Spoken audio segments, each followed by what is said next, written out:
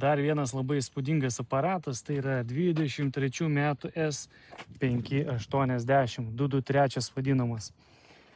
Parsiduoda draudimo, gruodžio 22 aukcionas. Čia irgi agregatas, didelis laivas, kuris važiuoja labai patogiai ir minkštai. 4 litrų agregatas, 4 varomi ratai. Rakto nėra, todėl į vidų įeiti mes negalėsim. Jis yra, matot, nusileidęs, orinė važiuoklė.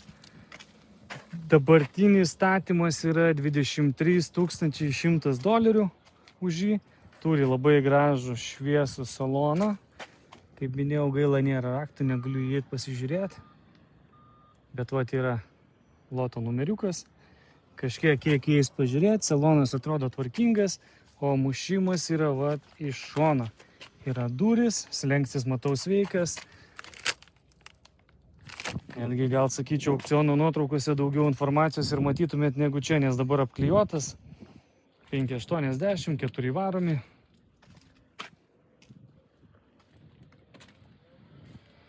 Labai gražiai atrodo. Panorama nesudaužyta, yra sveika.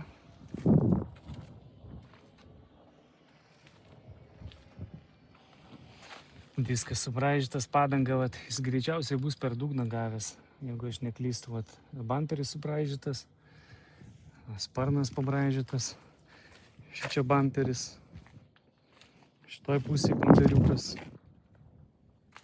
Jo, visas yra nusileidęs, įdomu, kaip jisai čia